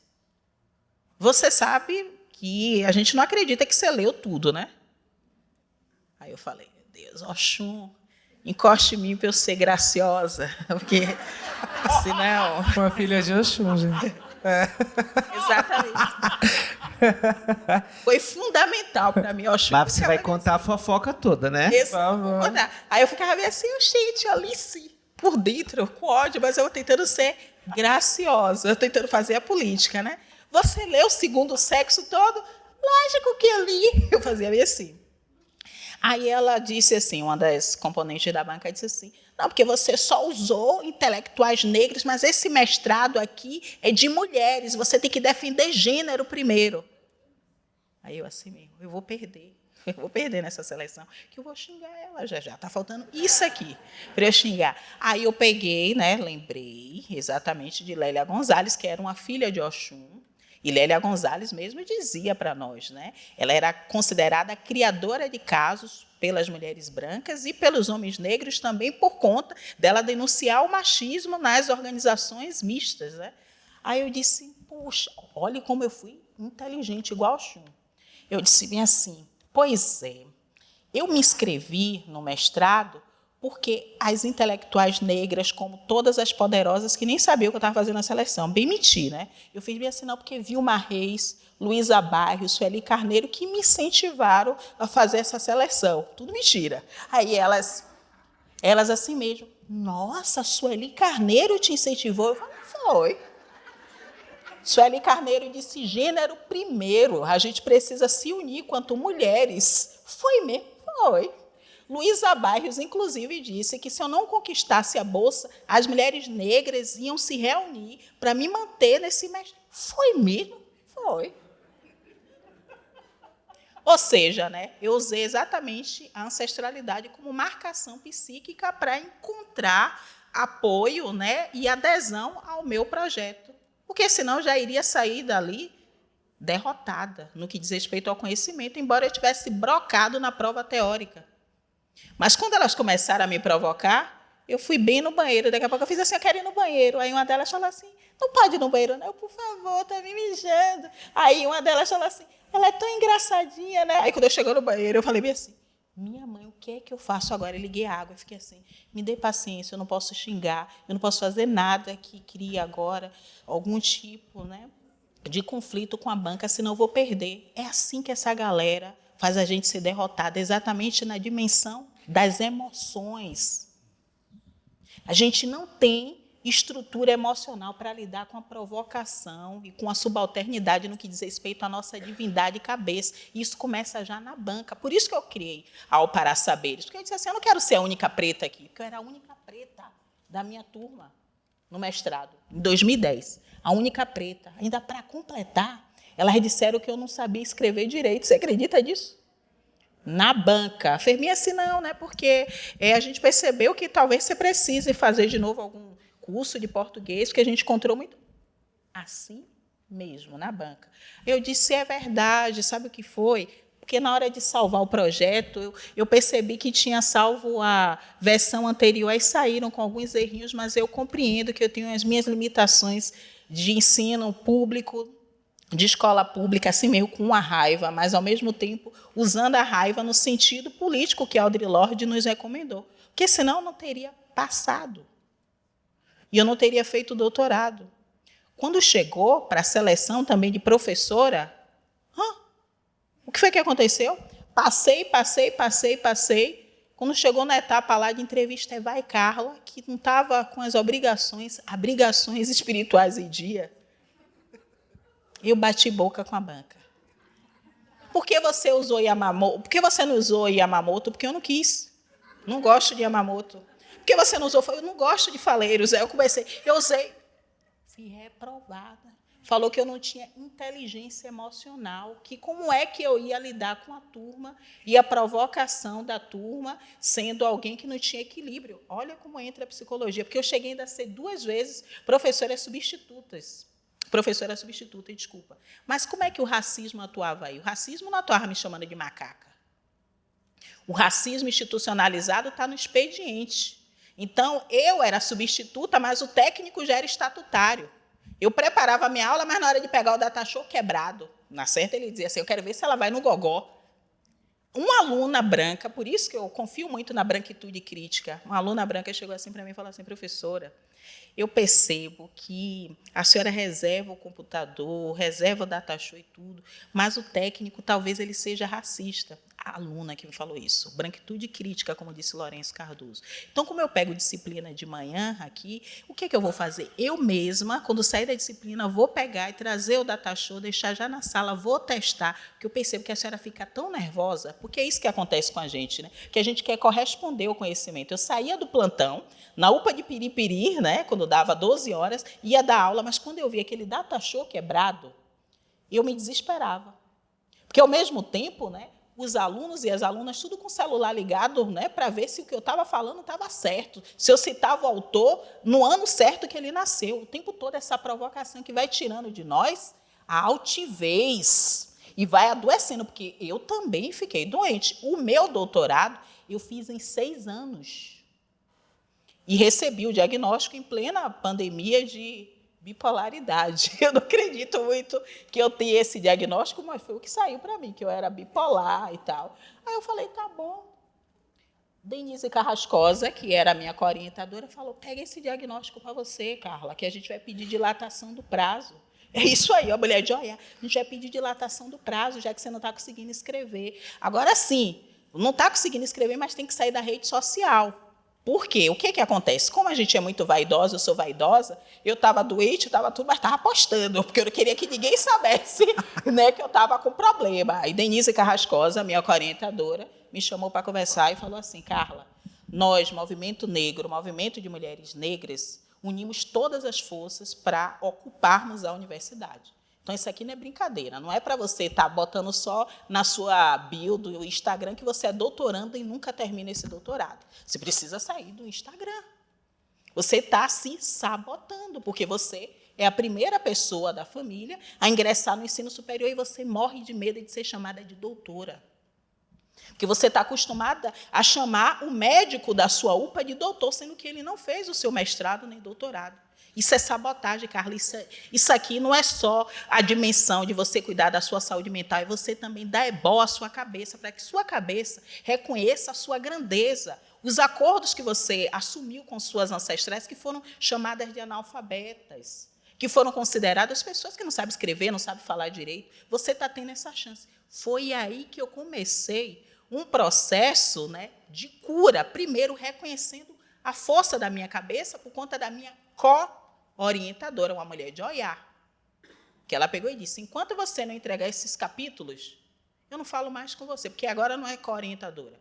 Agora é uma mulher negra, professora, que está irritada com o fato de você estar aqui na rede social. Cada texto que você publica no Instagram daria pelo menos 2 capítulos da sua dissertação. Ela falou isso.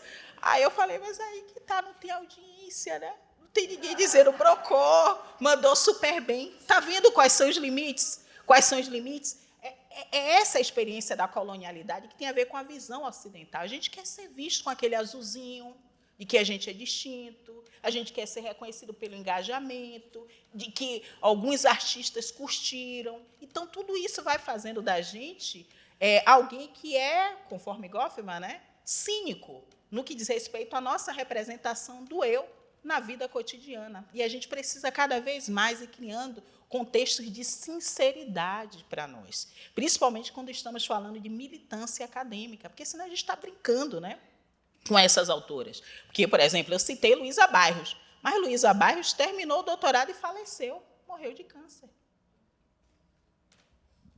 Todas as vezes que eu estava na minha aula, né, de feminismo, né, ali, de autoras, sabe o que elas faziam comigo?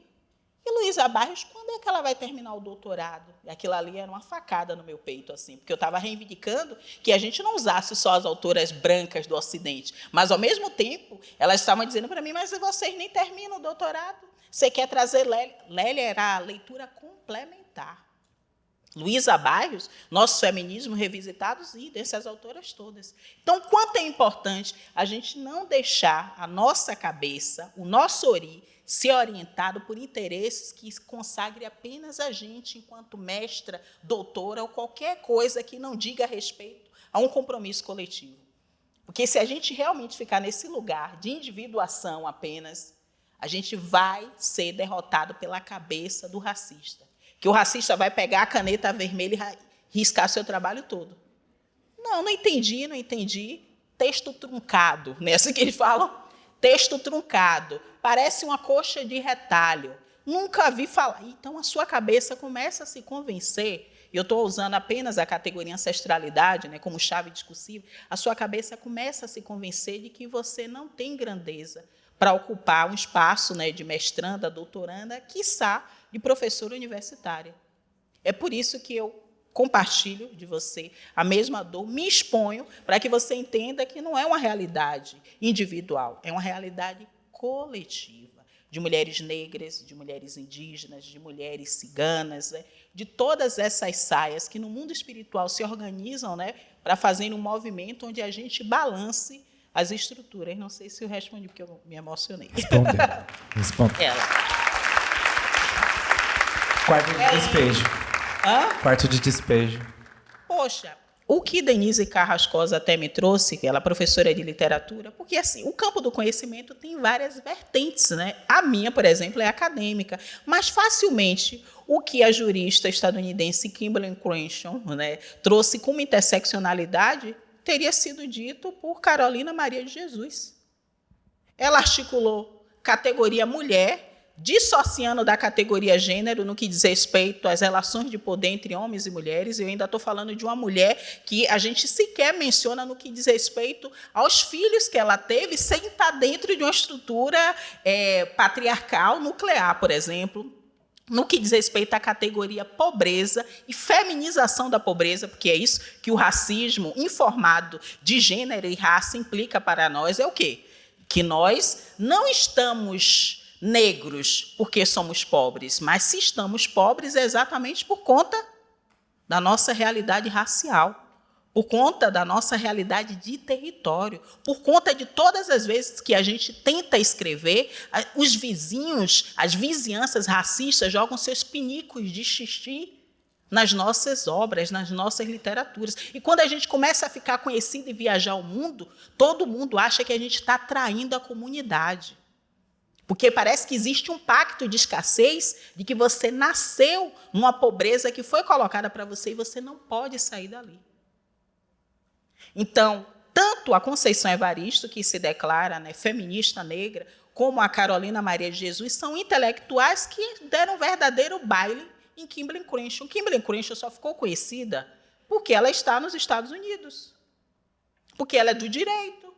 E o direito parece ter um controle de discurso maior do que as outras áreas do conhecimento. E é verdade, porque se estamos falando de necropolítica, estamos falando de direito e estamos falando de medicina. São as duas áreas. Você não vê nenhum falso cotista tentando passar no curso de serviço social, que é a minha área. Você só vê a galera tentando passar em medicina e em direito. Então, o curso de direito, né, acaba tendo uma chancela de saber maior do que as outras áreas. Então, é por isso que Carolina Maria de Jesus não recebe o prestígio epistêmico que merecia dentro dos estudos de gênero, de mulheres e feminismo. Da mesma forma que a escrevivência de Dona Conceição Evaristo é exatamente o que Patrícia Hill Collins tratou como epistemologia feminista negra. Porque estamos falando de quê? De experiência, de emoção, como validadora do conhecimento. Mas como a gente tem essa síndrome, né, de vira-lata, tudo que está na Méfrica Ladina não recebe os aplausos, né, e as honrarias no que diz respeito à militância acadêmica. O que mais que eu poderia falar? Foi Helênia, né? Helênia, eu gosto tanto de você. Porque você, ao mencionar a minha época, né, da faculdade, você me fez lembrar de uma conversa que eu tive mais cedo. Eu disse assim, cara, quando eu assentei Xangô, tem uns 16 anos. Xangô me cobra muito. Sabe quem já ficou aqui no Runcó, no terreiro? Alguém já ficou? Tem essa parte, né, que você vai assentar seus orixás, e aí o sacerdote, a Iá, ou o Baba, depois diz assim, você sonhou? Pois bem, quando eu assentei Xangô, eu sonhei com o Xangô dizendo que queria que eu andasse arrumada. Pensei, Xangô acabou com a minha vida do sonho. Eu digo, eu que não vou dizer que eu sonhei com isso, nem nada. Não vou mesmo, não vou falar. E aí o Baba foi lá no Runcó e falou bem assim, você sonhou, Carla? Não lembro. Tenho certeza, mas eu lembro perfeitamente que Xangô disse, eu quero ver você arrumada, eu quero ver você bem vestida. E ele andava comigo em vários países. Eu lembro que eu só liguei para Fábio Mandigo, que é outro escritor nosso, que é de Xangô, e disse assim, rapaz, eu assentei Xangô, você também estava no sonho. E aí Xangô dizia que era para eu andar arrumada. Ele, rapaz, você não entendeu. Eu me iniciei, Xangô disse que era para eu andar com o cabelo arrumado, que não é porque eu estava com dread, que era para eu andar assim, porque eu estava manchando, né, a imagem cultural do nosso povo, enquanto povo negro, que era para eu andar limpo e arrumado. Ele compartilhou comigo. Aí eu disse assim, é isso. A Carla, da Universidade Católica, que andava com um pedaço de pano amarrado, andava toda gostosinha, que meu peito nem está mais daquela forma ali, mas, de certa forma, eu também fiz as minhas negociações políticas, também minha tática 2 eu faço. Consegui várias vezes me matricular com tática 2 no DCE, não posso fazer nada. Mas é isso, quando a ancestralidade vai recuperando a nossa abundância, a nossa boa sorte, é exatamente para a gente publicar livro, é para a gente levantar a mão e falar, porque, como disse Bell Hooks, né, a tradição branca, no que diz respeito à educação, sempre incentivou que os meninos, né, levantassem a mão, estivessem na linha de frente, e que as pessoas negras, né, e as mulheres ficassem no fundo, sem conseguir se pronunciar. E o que a gente está fazendo é exatamente o contrário. Eu estou fazendo através das minhas publicações, eu estou fazendo contigo, né, à medida que eu consigo te citar, né, eu estou fazendo à medida que eu consigo usar uma roupa que já não é mais um pedaço de pano da época da faculdade, né? Que todo mundo dizia, essa minha não tem roupa. Era só um pedaço de pano, né? Pedaço de pano. E isso só é possível, gente, quando a gente se conecta verdadeiramente à ancestralidade. Quando a gente fala a verdade, quando a gente não é mentiroso e mentirosa. Porque Xangô odeia mentira, né? Ainda que a gente erre, e eu erro bastante, mas se você tiver um coração saudável, no sentido de dizer, aqui eu errei, eu posso fazer diferente, tenha certeza que o seu ancestral, independentemente da vertente que ele venha, ele vai te apoiar. Pai Raimundo me dizia muito isso. Carla, vocês que ficam assim falando, é evangélico, é do candomblé, não sei o quê. No mundo espiritual não tem isso não, Carla. Oxum anda com seres de luz. Tanto que no terreiro de candomblé, repare, tem só orixá aqui, que é africano. Não, aqui tem caboclo. E caboclo é de quem? De que tradição? Aqui tem pombagira. Pombagira é de onde? Ciganas, de onde? É isso que a gente está precisando fazer. Resgatar de verdade o senso de comunidade. E não de comunidade acadêmica, de academos, que quer ficar sozinho no bosque, mas de comunidade que se enlaça no conhecimento, no ir lá, na abundância e na boa sorte dos outros e das outras. A gente já acorda jogando água na porta, porque a gente não desrespeita quem está na rua. É isso.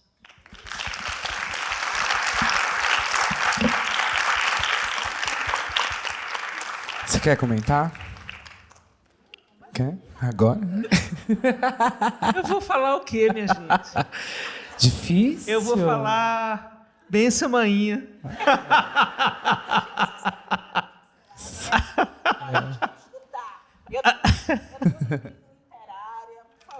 Ó, eu vou falar algumas coisas, porque eu acho que o que aconteceu aqui nessa última parte foi... Eu tenho uma frase nesse livro que você citou, Helena, que eu tenho uma carta do diálogo escrita para o leitor. Eu gosto muito dessa carta, e nessa carta eu digo que a casa do milagre é o diálogo. E eu acho que aconteceu um milagre aqui. O milagre nesse sentido dessa produção humana que transcende a racionalidade, a previsibilidade, o planejamento, né? Alguma coisa que é uma cambalhota da vida na gente, né? Eu acho que aconteceu esse milagre aqui porque quantos de nós fomos tratados pela palavra de Carla? E eu quero assinalar uma coisa que eu achei belíssima, que o tempo inteiro, em todas as histórias que Carla trouxe, ela estava fazendo uma ação anti-individualista, que é a maior miséria do nosso tempo, em termos de cultura, é o individualismo, porque ele tem desincentivado as pessoas a buscarem apoio comunitário, né? Esse discurso coach é criminoso, porque esse discurso, ele diz que você tem que fazer sozinho, que você tem que atingir a meta, você tem que se colocar desafios que são desafios que te destroem, né? Porque não tem fim, é uma luta sem fim. Assim, na hora que você atinge uma coisa, você não pode descansar, você tem que se colocar uma meta maior, sozinho, individualista, pouco gregário, né, no sentido de você não poder se ocupar do outro, não poder se preocupar, não poder cuidar, né? Tudo isso é bobagem para essa ideologia. Então, todas as histórias que Carla trouxe foram histórias de comunidade, né? A relação com os orixás, com essa orientadora, eu achei essa história belíssima, né? Porque, minha gente, nós só conseguimos realizar coisas grandiosas na vida porque a gente é de galera. A gente é de galera.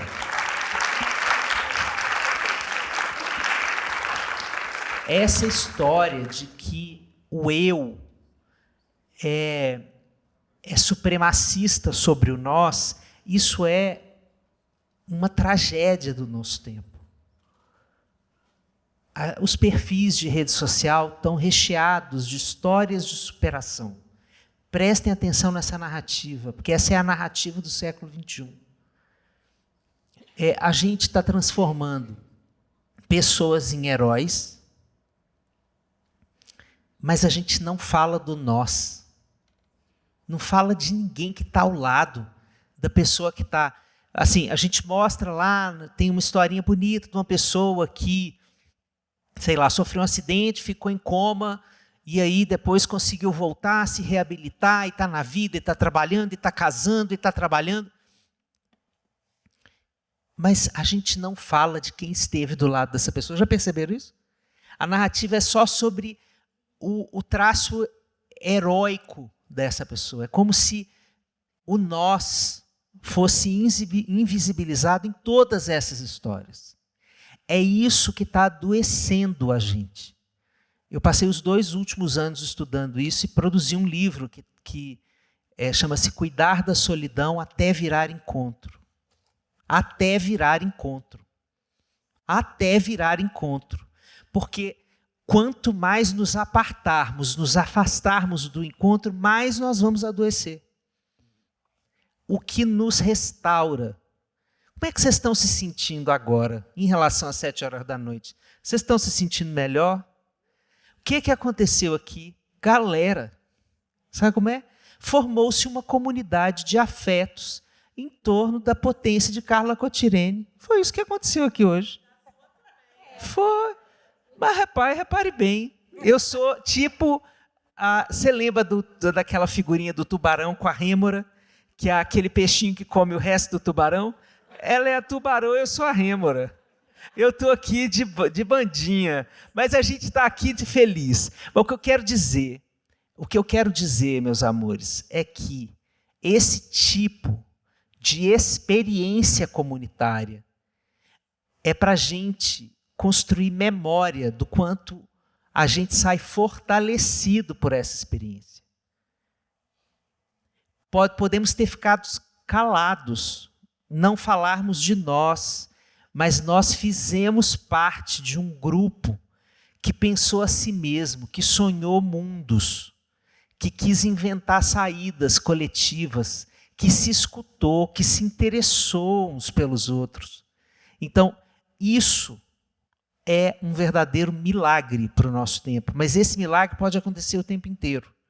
Então, que a gente desacredite cada vez mais nesse tipo de discurso cínico, adoecedor e hipócrita dos coaches que estão dizendo que basta você querer, que basta você ter método, basta você ter fé, basta você ter foco. Não, o que a gente precisa é de gente. O nosso peito, ele vai ser sempre o lugar do desamparo. Nós nascemos em desamparo, morremos em desamparo e vivemos todos os dias da nossa vida em desamparo. E esse peito vai sempre pedir gente. E quando o nosso peito pedir gente, que gente esteja do nosso lado para nos amparar. Obrigado.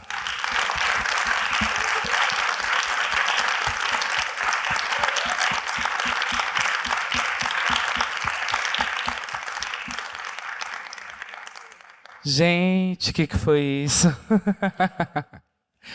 Muito, muito, muito obrigado. Quero ver aquele... Pelo tempo de vocês, por tudo isso aqui que a gente viveu hoje. Acho que é uma honra para nós, com certeza.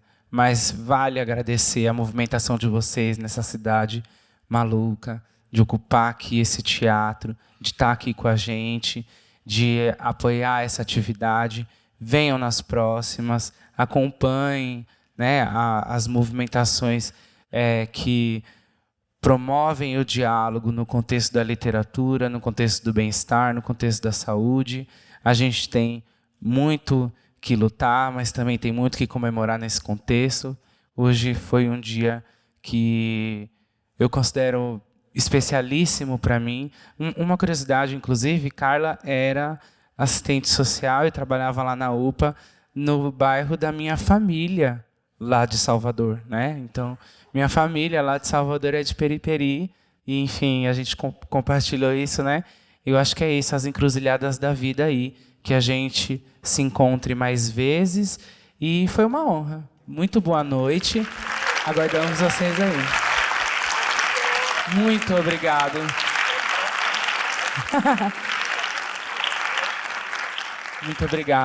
Muito obrigado pelo acolhimento e a humildade de vocês. Broquei, meninas, broquei. Até mais, gente.